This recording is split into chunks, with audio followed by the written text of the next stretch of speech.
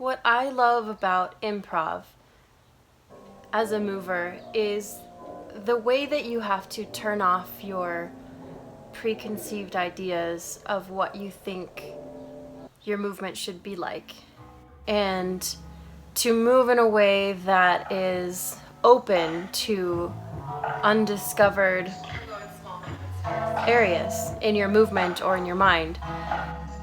Oftentimes we get so busy that we just don't have time to plan for things.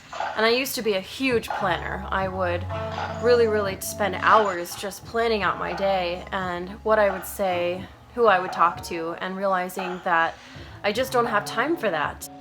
And so I find that with improvisation, you have to make yourself vulnerable to the world by letting yourself be super honest.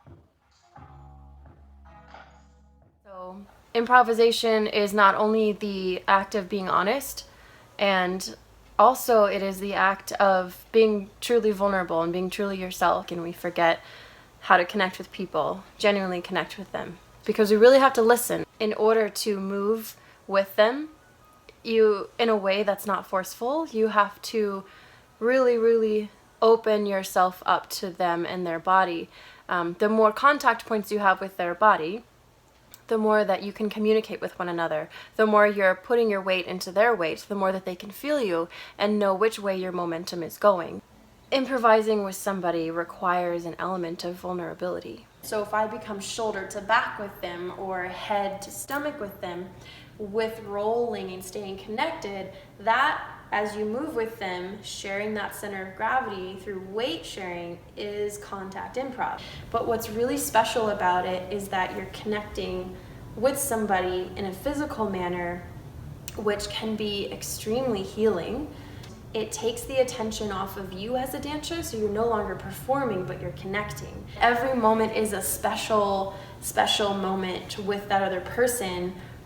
And sometimes you watch people doing contact improv and you're like, wow, they just like did that on the fly. It helps you get over your fears of just taking the reins on being in the moment. And as a type A person, it helps you learn the art, if you will, of or the skill or the mindset of self-forgiveness if you screw up.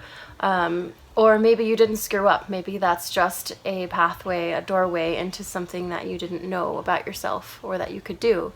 So I find that improvisation is largely a good way to discover what you could find within yourself, what you could see within somebody else.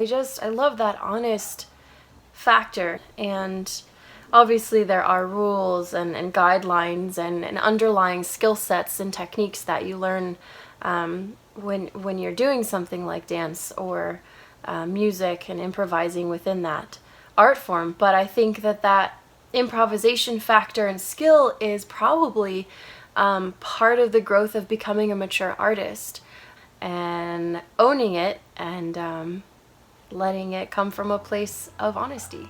It's a release in a lot of ways. When you're able to maybe create choreography from your improvisational practice, you're able to pull the humanity out of your movement. It's like a really great way to release things, which it can be scary. Most people are afraid of their own movement because they're afraid of their bodies. So we're afraid of being ourselves. We're afraid of being vulnerable. So when you move, that shows all of that. Yeah, you have to let go a little bit. And you're like, what was that? What did we just do? It was crazy. And I always say, you couldn't choreograph that.